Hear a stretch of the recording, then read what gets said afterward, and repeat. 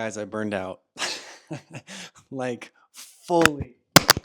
Like, the irony is crazy. Basically, last year, I had a video about burned out and exhausted men go viral, and I started changing my niche to match that more. And, it wasn't funny a few months ago, but it's funny now that in that process, I became a burned out man. Like fully burned out. And this is episode 7 of the Rebuild podcast. And part of what I'm going to talk about in this episode is some of the different episodes that we're going to have moving forward that involve me sharing a little bit more of my story. So let me tell you kind of how this happened. At the beginning of December last year, I started my last men's group of the year.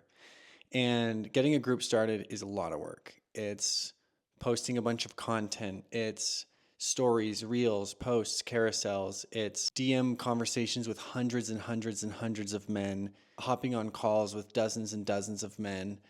And at the end of the day, getting just a few, between 6 and 8 to 10 signing up for the group. And the night of the first call of that group, so the group officially got started, as soon as that call was over, I just collapsed on my bed and just realized I was exhausted. And I felt any desire to ever post on Instagram again just gone. I was so done with it. And this is essentially what I teach my clients, is to be in touch with their body and to make decisions based off what the body is saying.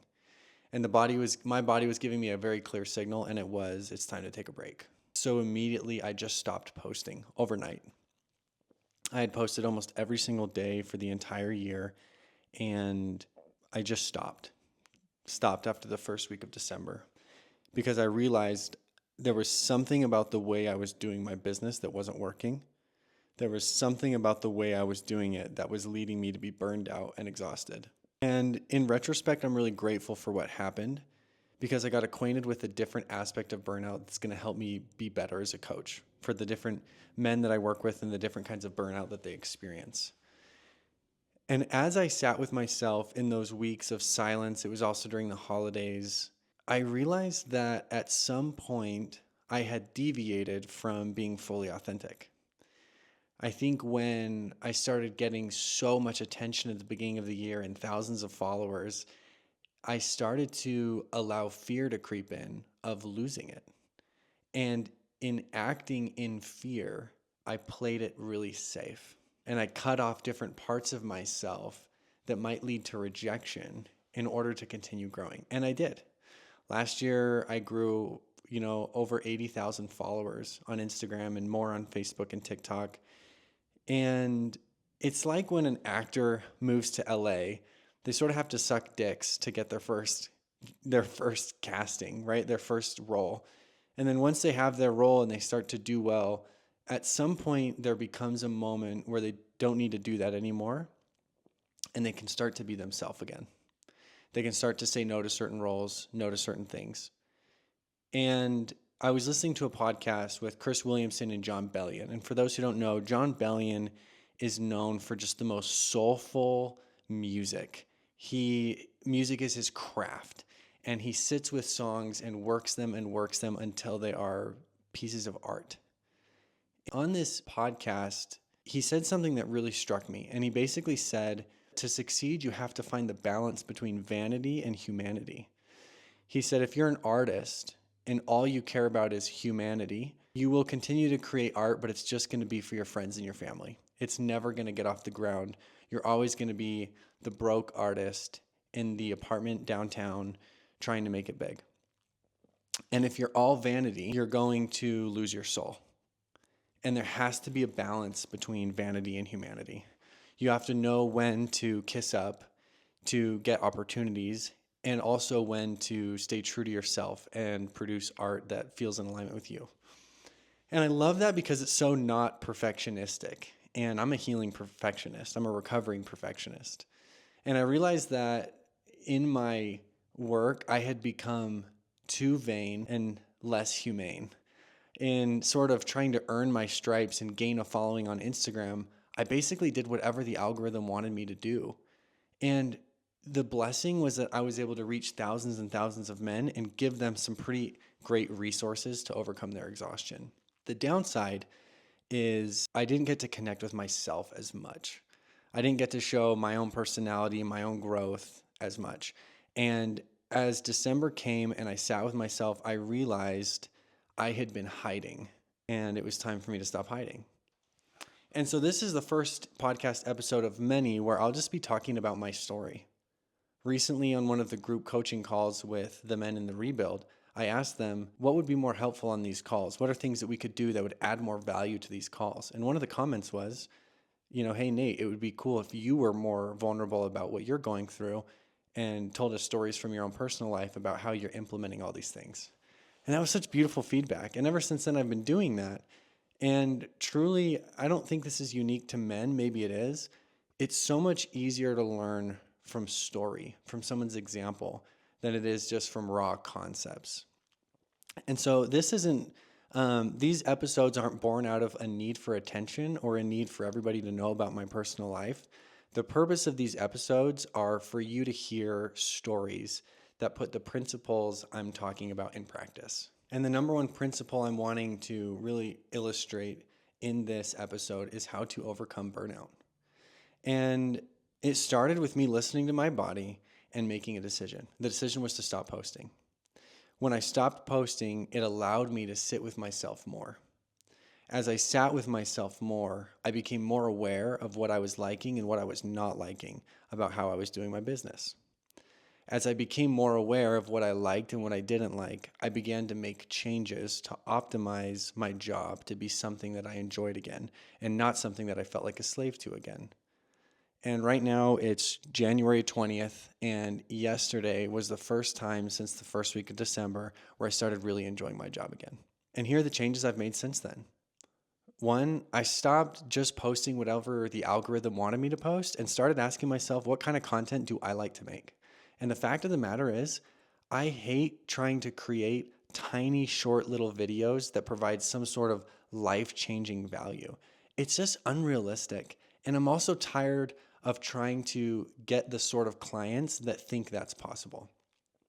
A few weeks ago, as part of recovering from this burnout, I went down to Zion's to spend some time with a mentor of mine. And he said, who is a type of man you are no longer willing to work with moving into 2026? And I said, the type of man who's not willing to be slowed down.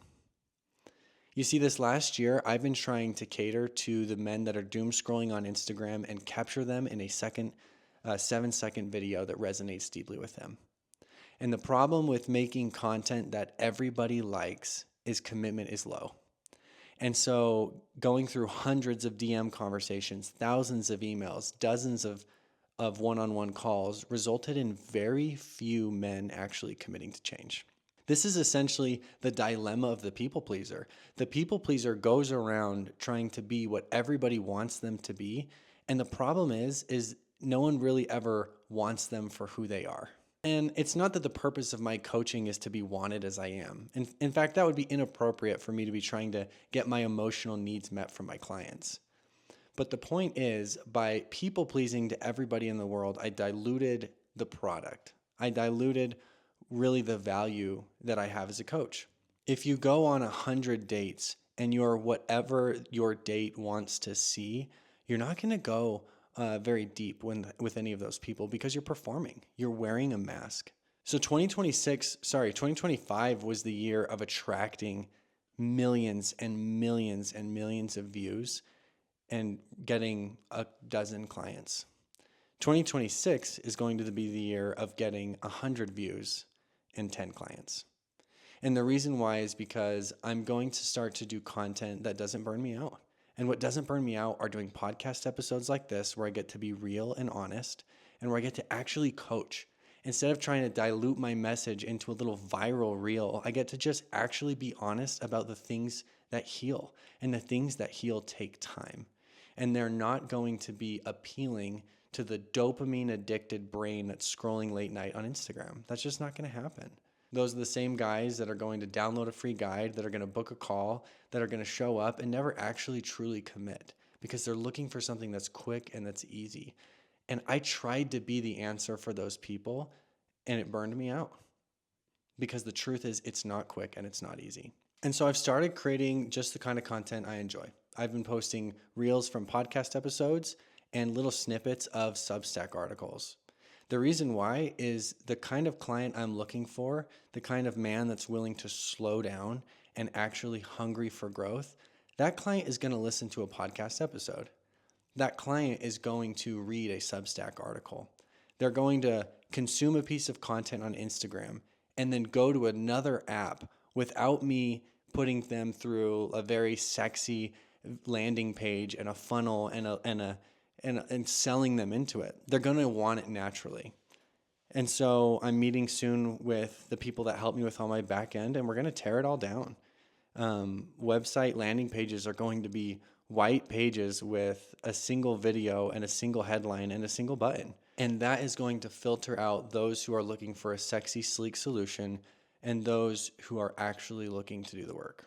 And I cannot tell you how relieved I feel to not be tap dancing to the millions and millions of people on Instagram. And instead, I've gone back to doing it for the love of it. And what I love doing is actually coaching and helping men find real results. And it just doesn't happen through small little viral video clips. And that's what I realized in my weeks of not posting.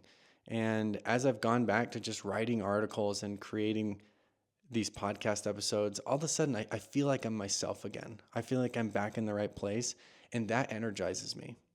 Last night, my son was super sick, and I had to get up with him 7 times. So that was nearly once every hour. And I was talking with a friend this morning, and they said, man, you must be exhausted. And the truth is, I feel so energized for the day.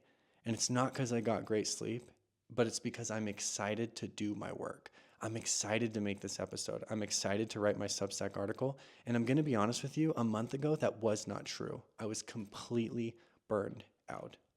And so the principle I'm trying to illustrate through my own story that I want you to take away from this is, when you feel like dying or quitting, there is probably a way you are doing things that needs to die, or a behavior or pattern you're stuck in that you need to quit. I always tell my clients to trust the body. When the body is saying no more, believe it. Believe that there's something you're doing that needs to change. The honest truth is 5 weeks ago, I re-downloaded Indeed to start looking for jobs again. I was so tired of the way I was doing this men's coaching in my own business that I thought, what's the point of any of this anyways? I might as well just go back to a 9-to-5 job. And I'm not embarrassed to say that. It's important to be brought low. It's important to learn from your burnout and actually feel it. And I truly felt it. I felt it so much so that it truly did feel like the magic of all of this eluded me. I couldn't see it anymore. That's how tired and burned out and discouraged I was.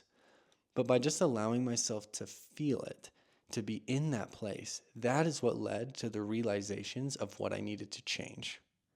And by making those changes, I'm back to a place of aliveness and excitement. Now, this is what I want you to hear. A few years ago, this phase of burnout would have lasted me 6 months at least, because I would have been resisting it. I would have been hating myself for being there. I would not have been in touch with my emotions, and I would not have known what I needed to change. I would have been lost, hating the world, hating people I'm in a relationship with, hating God, hating whatever, that my life wasn't going the way I wanted it to go.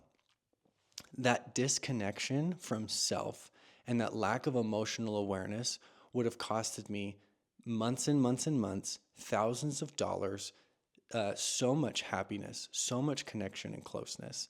And I'm so grateful now that I haven't eliminated the ups and downs of life, but just simply learned to navigate them differently so that this could be a 6-week thing instead of a 6-month thing.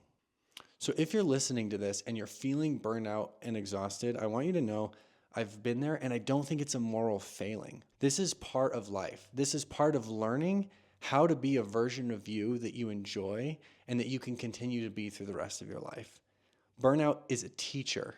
It's a guide to help you find what needs to go and what can stay. And if you can learn to connect to your emotions and learn from the burnout, it can be the genesis of a new version of you that does things a different way. This is the very thing that the men in the rebuild learn every single week. We learn and practice over and over and over again, getting in touch with the body, understanding what emotion is present, understanding what it's trying to communicate, and then making the bold and courageous action that is needed to change the world around you, to change your life, and to change yourself. That is the single most important skill set we need as men to start to come out of this mental health crisis that we're in as a society. We need to be plugged back into ourselves so that we know how to say no to the things that are hurting us and be driven towards the things that are going to help us. And if that's the kind of support you're looking for, I'm always admitting new men into the rebuild. We have multiple calls every week, and you're going to be able to join other men that are doing the same work of trying to learn how to connect with their emotions. My email's in the show notes, as well as a link to book a call. If you've enjoyed this episode, I'm glad, and it's enough that you're even here and listening. If you have it to give, I'd invite you to follow or subscribe to the podcast and share it with somebody so that we can grow this to reach as many men as possible. But at the end of the day, I'm just glad you're here, and I'm excited to talk to you guys next week. Bye.